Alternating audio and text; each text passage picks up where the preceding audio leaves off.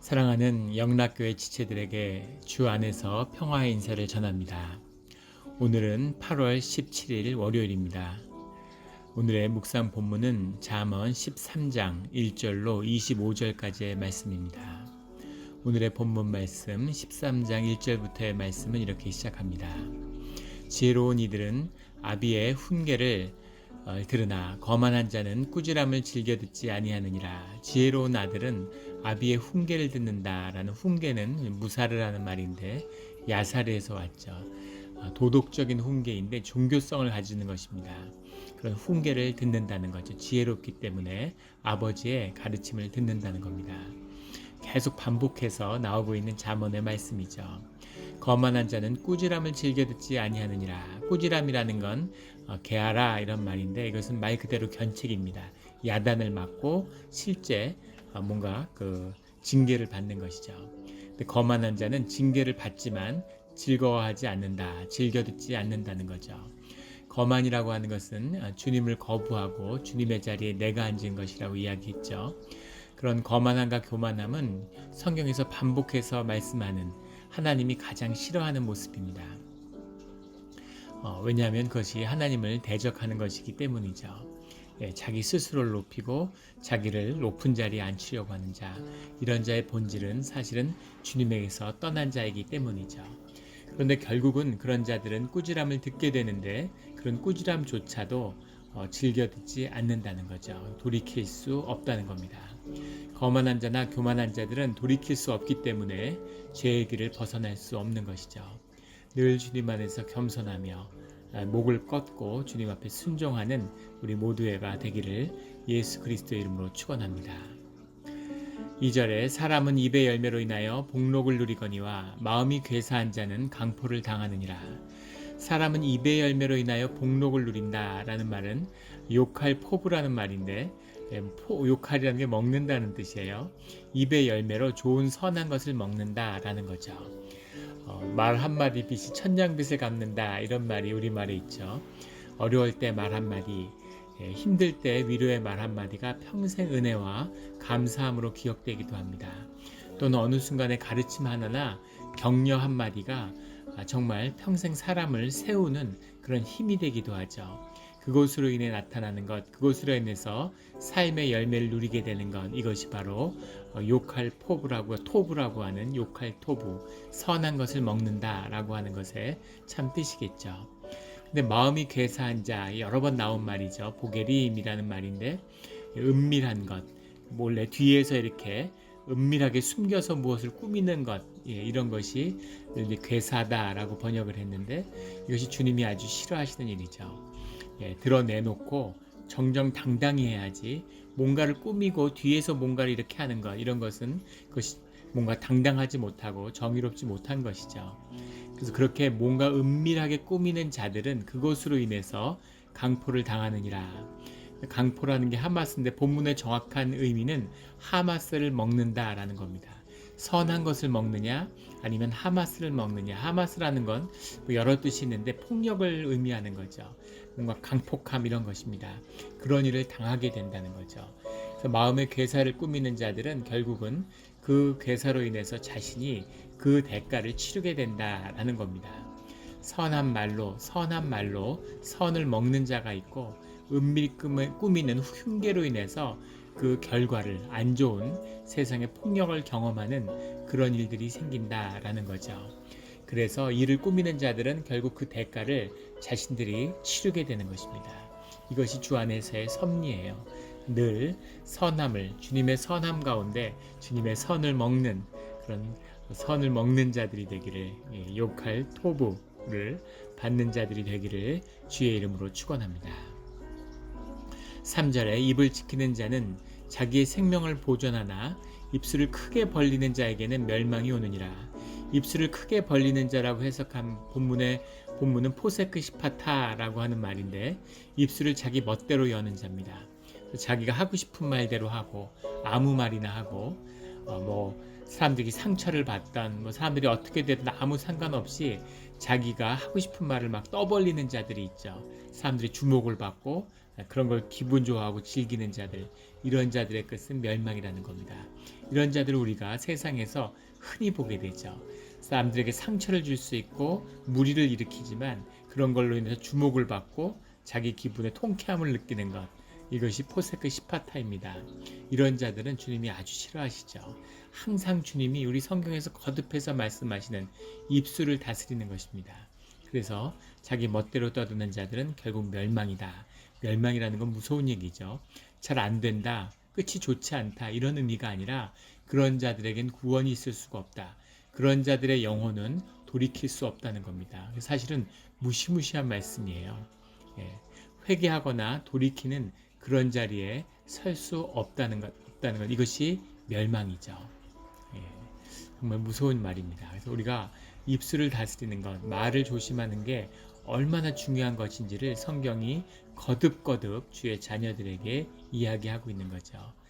제단의 숯불로 입술을 지지고 하나님의 선한 말만을 유통하는 우리의 혀와 입술이 되기를 예수 그리스도의 이름으로 축원합니다.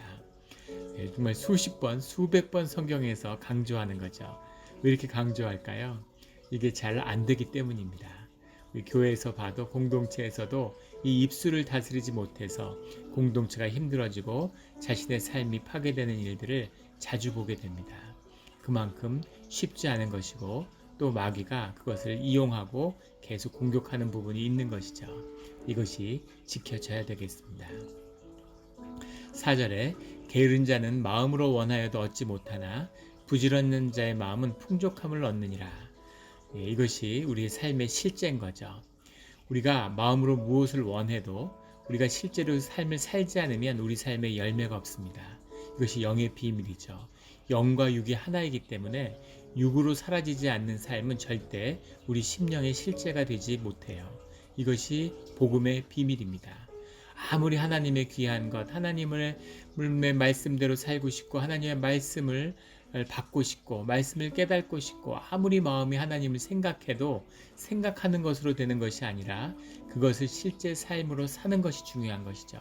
어려운 자를 실제로 돕는 것, 힘든 자에게 실제로 선한 말씀을, 위로의 말을 전하는 것, 이것이 전해져야 유익이 있는 것이지 마음으로는 정말 원하는데 그렇게 하지 못하면 아무 의미가 없는 거죠.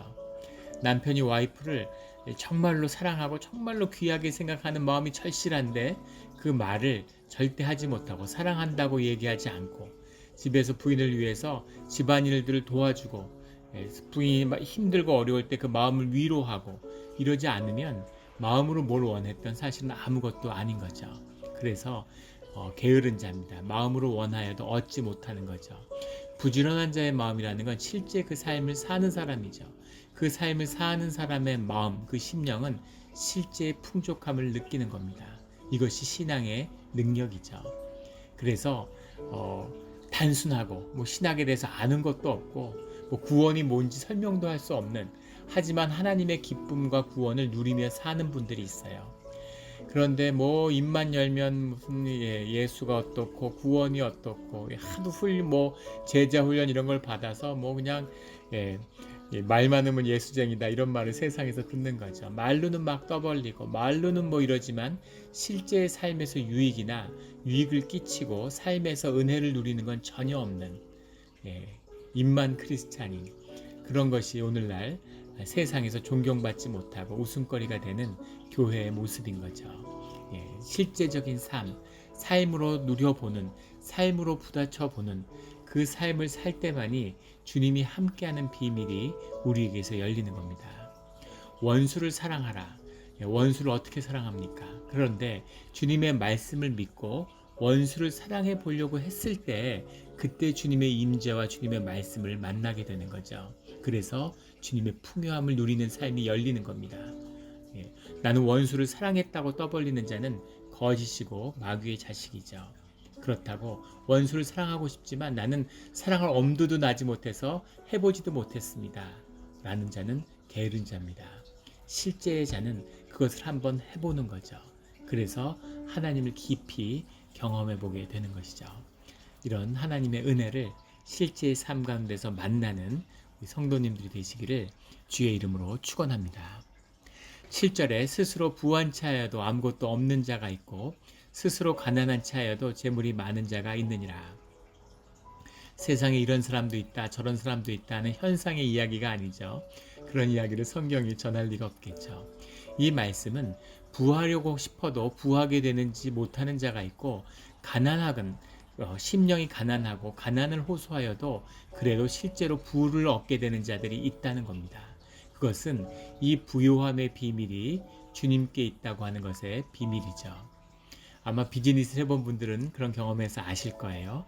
어떨 때는 정말 사업이 그런 얘기들 하시죠. 불 붙듯이 잘 되고 돈이 정말 몰려오는 것 같다고, 그런 부요함을 누릴 때가 있고, 정말 돈을 열심히 벌고 정말 잘해보려고 그렇게 가진 노력을 다해도 잘 안 되고 어려워질 때가 있다는 겁니다. 이것이 주님의 섭리 안에 있는 우리 삶의 자리죠.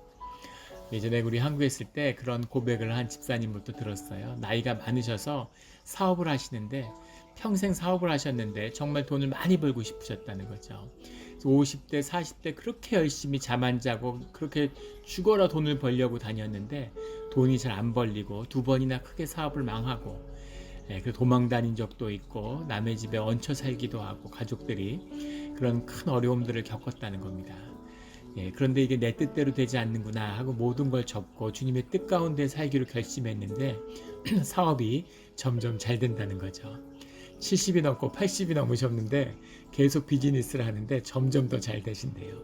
이제는 자녀들도 다 잘하고 또 자리를 잡아서 그렇게 돈을 크게 벌 것도 없고 또 돈을 더 벌 필요도 없는 것 같은데, 그런데 사업이 점점 더 잘 되신다는 거예요. 그래서 그분이 그 말씀을 하시는 거죠. 그렇게 잘하고 싶고 잘 되고 싶을 때는 잘 안 되다가 마음을 비우고 이제는 잘 될 필요가 없는데 왜 잘 될까? 그것이 마음의 비밀이고 하나님과 함께하는 비밀이었구나 하는 것을 알게 됐다라는 고백을 하시더라고요. 삶이 그렇게 되어야죠. 끝이 좋고 내가 하지 않아도 부요함이 누려지고 하늘에서 주는 축복이 땅에 임하는, 건강을 상하고 몸을 상하고 마음을 상하면서 돈 벌어서 뭐 하겠습니까? 어차피 다 썩어지는 것인데, 그렇다고 재물이 유익하고 우리에게 귀하지 않다는 것이 아니죠. 그것을 주님이 채워주시고 주님이 풍족하게 채워주실 때 나를 통해서 주님의 은혜와 자비가 풀려나가는 것이죠. 이것이 부유한 삶이고 은혜의 삶입니다. 그런 삶이 얼마나 복되고 축복된 삶이겠습니까? 그런 삶을 누리는 우리 성도님들의 삶의 자리가 되기를 주의 이름으로 축원합니다. 8절에 사람의 재물이 자기 생명의 속전일 수 있으나 가난한 자는 협박을 받을 일이 없느니라. 앞에 나오는 말씀과 이어지는 말씀이죠. 재물이 자기 생명의 속전일 수 있다라는 것, 코페르라는 말인데 속전은 몸값이에요. 예전에 사람들이 잡혀가거나 이러면 몸값으로 이 속전을 내는 거죠. 그리고 풀려나는 겁니다. 뭐 그런 이야기가 있죠. 로마의 케이사르가 해적들에게 지중해에서 포로가 됐는데 인질이 된 거죠. 그런데 속전을 내놔라, 속전을 요구하니까 내가 어떤 사람인데 너희들이 그렇게 조그맣게 속전을 요구하느냐 이러고 은전과 금을 잔뜩 주었다는 거죠.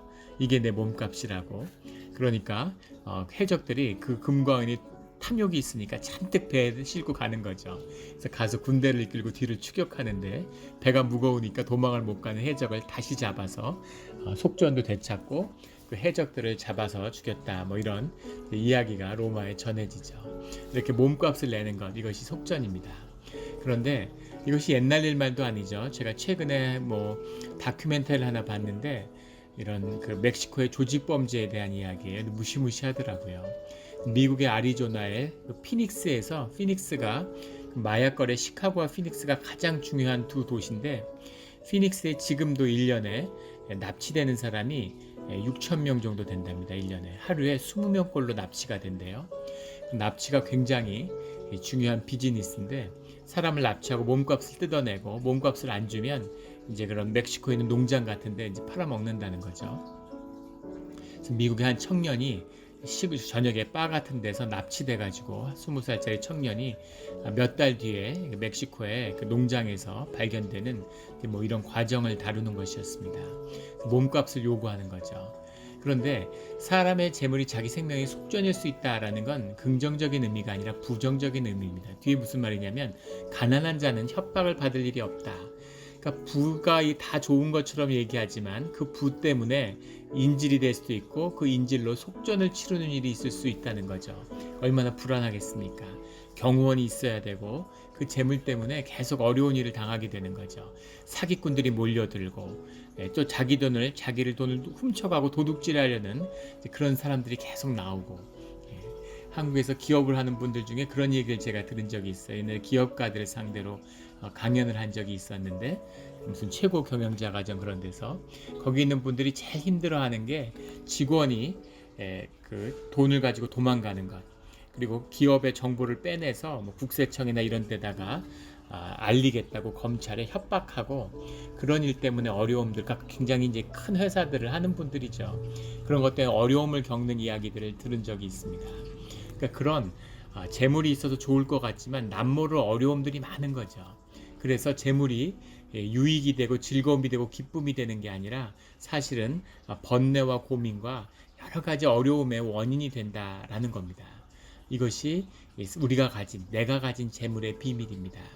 그 재물이 주님이 주신 것이고 주님께 내어드렸을 때 이게 주님 것이 되고 주님이 다루실 때는 그것이 우리에게 기쁨이 되고 우리 삶에 아주 큰 유익이 되는 거죠. 즐거움이 되는 거죠. 하지만 이게 내 것이고 내가 이걸 다루어야 될 때는 내가 이것을 지켜야 되고 관리해야 되고 이 모든 것이 어려움과 근심의 원인이 된다라는 것이 8절의 참된 뜻이죠. 기쁨을 주는, 즐거움을 주는 재물을 누리는 성도님들 되시기를 주의 이름으로 축원합니다. 9절에 의인의 빛은 환하게 빛나고 악인의 등불은 꺼지느니라. 빛이라는 건 오르고 등불은 내린데 빛이라는 것은 태양빛 같은 영속적인 영원한 햇빛을 의미하는 거고 등불은 횃불처럼 우리가 불을 지피는 것을 의미하는 거죠. 악인에게도 빛이 있다는 겁니다. 하지만 그 불이라는 것은 결국 꺼지고 만다는 거죠. 그 근원이 주님의 것이 아니기 때문입니다. 하지만 의인의 빛이라는 건 환하게 빛나고라고 하는 이 단어가 이제 이세마흐라는 말인데 원래 유쾌하다, 즐겁다 이런 말이에요. 그래서 의인이 주는 그 빛이라는 것은 사람들에게 유익이 된다는 거죠. 환하게 빛나고 아주 그 빛을 발할 뿐 아니라 그 빛이 사람들에게 즐거움과 유익이 된다는 겁니다. 좋은 날씨, 따뜻한 햇볕이 사람들에게 기쁨이 되는데 그 이상의 의미죠. 비유적인 표현인데 의인의 삶, 의인이 걷는 유익, 의인의 재물은 사람들을 기쁘고 즐겁게 한다는 거죠. 얼마나 멋진 시적인 표현인지 몰라요. 제가 한국에 있을 때 우리 섬기던 교회에서 의정부에 있는 한 고아원을 후원했었습니다. 고아원 원생이 보육원이죠. 보육원에 고아들이 한 200여 명 되는 예전에는 막 1000명도 넘었다 그래요. 5, 60년대는 200여 명 되는 그런 고아들을 교회에서 후원하는데 그 원장님이 이제 교회 권사님이세요. 근데 권사님이 이제 그런 말씀을 하시더라고요. 의정부가 인구가 100만이 사는 도시인데 거기 그 이사단 밑에 이여단이라고 하는 화력을 지원하는 미군 여단이 평택으로 이전을 했는데 그 평택으로 이여단이 이전한 것 때문에 고아원이 굉장히 어려움을 겪는다는 겁니다. 그 이여단에는 장병들이 많은 도움을 줬다는 거예요. 아이들을 크리스마스 때 초청해가지고 식사 대접도 하고 공연도 하고 또 많이 와서 아이들하고 놀아주기도 하고 이런 굉장히 많은 도움을 주었는데 이여단이 평택으로 떠나니까 자주 오지도 못하고 군인들이니까 그런 크리스마스 파티도 사라지고 그래서 이제 여러 가지 어려움을 호소하시는 걸 들은 기억이 납니다. 그때 참 크리스찬으로서 또 한국인으로서 부끄러웠어요. 100만이 사는 의정부가 서울에 붙어 있지 않습니까? 1000만이 사는 서울이 사는데 그런 미군 부대가 떠났다고 그 200명 고아원들이 어려움을 겪는다는 게 또 교회가 얼마나 많고 크리스찬이 얼마나 많습니까? 그런데 수백만의 크리스찬이 살고 있는데 그 200명 고아에게 그전과 같은 위로를 줄 수 없다는 게 정말 부끄러웠던 기억이 있습니다. 하나님의 주시는 그 축복이 임하는 그 자리에는 환하게 빛나는 빛이 임하는 거죠. 유쾌하고 즐거운 너희가 세상에 빛이 되고 소금이 되어야 된다 라고 주님이 말씀하셨는데 교회가 타락하고 크리스찬들이 변질돼서 세상의 빛과 소금이 되지 못하는 겁니다. 소금이 맛을 잃고 빛이 등불같이 되어버린 것이죠. 모든 걸 돈으로 해결하려고 하는 그런 모습, 이것이 오늘날 타락한 교회의 모습이죠. 이 코로나 봉쇄를 통해서 교회가 교회로 거듭나고 알곡과 가라지가 나누어지는, 정말 교회가 교회되는 이 시간이 되기를 예수 그리스도의 이름으로 소망하며 권면하며 또 축원합니다. 10절에 교만에서는 다툼이 일어날 뿐이라 권면을 듣는 자는 지혜가 있느니라. 교만의 본질은 다툼이죠. 내가 에고 인플레이션이 교만의 본질이기 때문에 내가 점점 커지니까 그렇게 에고가 커지는 사람끼리는 에고끼리 싸울 수밖에 없는 거죠. 역사가들은 20세기에 히틀러가 폴란드를 침공하지 않았더라면, 체코를 합병하는 데서 멈췄더라면, 폴란드를 합병하는 데서 멈췄더라면 이런 가정들을 많이 합니다. 그런데 멈출 수 없는 거죠. 일본이 중국을 침략하지 않았더라면, 그러면 만주도 지금 조선, 대만 다 일본 거죠. 마이크로네시아에 있는 섬들 다 일본 겁니다. 일본이 37년, 심지어 43년에만 전쟁을 멈췄어도 대만과 조선은 일본 것이었겠죠. 근데 일본이 핵탄두를 맞을 때까지도 전쟁을 멈출 수 없는 거죠. 이것이 교만의 본질입니다. 하나님을 잃어버린 자들은 그 교만의 폭주를 제어할 도구가 없는 거예요. 나를 잃어버렸는데 누가 이 거짓된 에고를 제어할 수 있겠습니까? 그러니까 끝없이 가다가 망하는 거죠. 사업을 하는 사람들이 돈이 자기가 되고 자기가 돈이 되니까 돈이 커질수록 자기가 커지는 거죠. 그러니까 멈출 수가 없는 겁니다. 탐욕이 끝이 없이 돈을 벌려고 그러다가 망하는 거죠. 왜 돈이 그렇게 많은 사람이 왜 저렇게 욕심을 내고 왜 저렇게 은행 돈을 끌어다가 결국은 망할까? 결국은 돈이 자기니까 자기를 멈출 수가 없는, 돈에 굴러가는 자본의 속성을 제어할 수가 없는 거죠. 다스릴 수가 없는 겁니다. 그래서 교만의 끝은 다툼이고 교만의 끝은 멸망이 될 뿐인 거죠. 이 교만을 꺾어버리는, 에고를 십자가에 못 박는 것이 삶의 비밀입니다. 진짜 나를 살게 되는, 내가 누구인지를 만나게 되는 비밀이죠. 12절에 소망이 더디 이루어지면 그것이 마음을 상하게 하거니와 소원이 이루어지는 것은 곧 생명나무라. 굉장히 심오한 말씀인데 14절에 지혜 있는 자의 교훈은 생명의 샘이니 하는 말씀과 통합니다. 소망이 더디 이루어지면 마사카라는 건데 늦어진다라는 거죠. 소망이 늦게 이루어지면 마음을 다치게 되죠. 그런데 소원이 이루어지는 것은 곧 생명나무라. 이게 무슨 말일까요? 누구나 소망이 있지만 소망이 지체되면 다 마음이 상하게 되죠. 기다리고 실망하고. 그런데 소원을 이루게 되는 비밀은 생명나무에 있다는 겁니다. 지혜 있는 자의 교훈은 생명의 샘이라는 거죠. 생명나무라는 것은 주님과의 동행을 의미하는 은유죠. 우리의 영생의 비밀이 열리는 구원의 비밀이 생명의 나무입니다. 주님이 생명나무신데 주님과 함께하며 동행하는 것, 이것이 소원이 이루어지고 소망이 이루어지는 비밀이다. 소망이 우리의 현상세계에서 이루어져서 그것을 빨리 이루어지게 된다. 그것을 성취시킨다는 의미가 아니라 그 소원을 이루어지게 하는 일체의 과정의 비밀이 바로 생명나무에 있다는 겁니다. 하늘에 뿌리를 내리고 땅에 열매를 맺는 주님의 동행을 성취하는 비밀인 거죠. 그래서 그 일이, 모든 것은 영에서 이루어지고 그것이 실제 세계에서 이루어져서 현상화되는 거죠. 물질화되는 겁니다. 그 물질화되는 데는 시간이 걸리는데 그 걸리는 시간이 지연되는 것으로 인해서 마음이 상하게 되는 거죠. 하지만 그 모든 것이 실제의 세계, 현상의 껍데기가 아니라 실제 완성이 이루어지는 것이라는 것을 심령으로 경험하는 자, 실제로 경험하는 자는 마음이 상하는 게 아니라 마음의 기쁨을 누리는 거죠. 이것이 생명나무와 신앙의 비밀입니다. 기가 막힌 말씀입니다.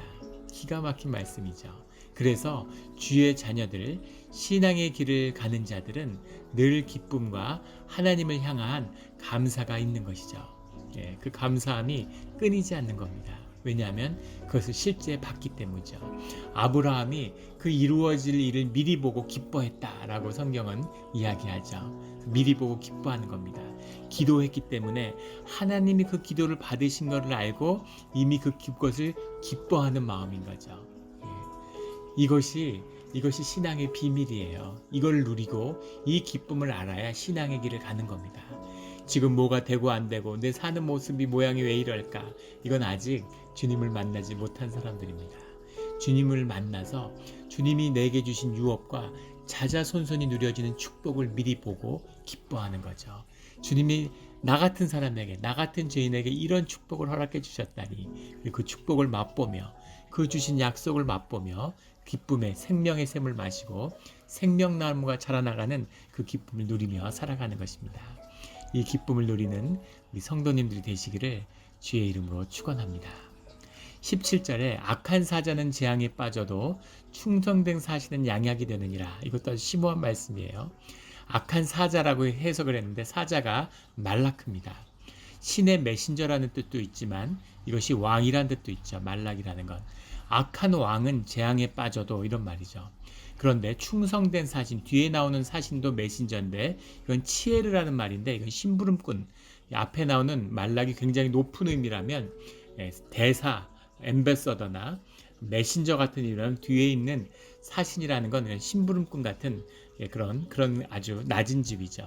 근데 충성된 심부름꾼은 양약이 된다. 양약이 된다라고 썼는데 이게 마르페라는 말인데 라파라는 말에서 왔습니다. 라파란 말 많이 나오는 말이죠. 건강하다, 헬스예요. 건강하다는 의미입니다. 그래서 왕이 악한 권세를 누리면 그는 재앙에 빠져도 그 밑에서 심부름하던 그 악한 왕에게 충성되게 심부름하던 자는 건강하고 문제가 없다는 거죠. 이것이 하나님이 이끄시는 독특한 삶의 섭리고 이끄시는 비밀입니다. 이것이 세상에 우리를 보내신 뜻이기도 해요. 세상이 악한데 악한 세상에서 왜 우리를 살게 하셨습니까? 나는 악과는 대면하지 않겠습니다. 이것은 주님을 모르는 자들의 이야기입니다.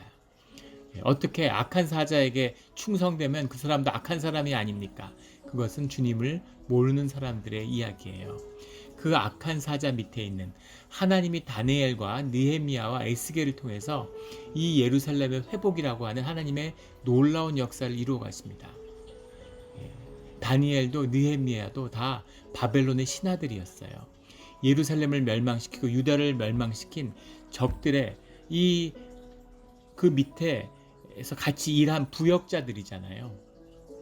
어떻게 그럴 수가 있습니까? 어떻게 바벨론에게 붙어서 자기 나라를 멸망시킨 자들에게 가서 그 밑에서 부역을 할 수가 있어요. 그런데 하나님이 다니엘과 느헤미야를 주님의 선한 자로서 들어 세우시고 그리고 바벨론을 통해서 하나님의 역사를 예루살렘의 역사를 다시 일으키시는 거죠. 이것이 기가 막힌 하나님의 섭리고 역사입니다. 다니엘을 부역자라고 느헤미야를 부역자라고 욕하는 그런 유대인은 아무도 없죠. 그들이 하나님의 뜻 가운데 쓰임받는 자이기 때문입니다. 이것이 충성된 사신의 비밀이에요. 이 비밀을 아는 자들은 복된 민족입니다.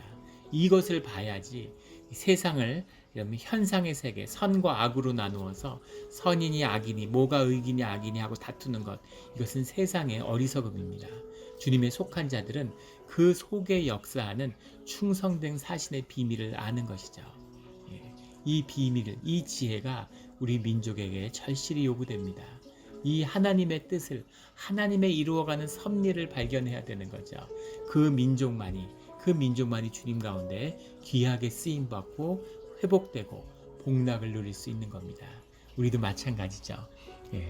회사에 갔는데 회사에 위에 있는 상급자가 너무 악하고 패악하다.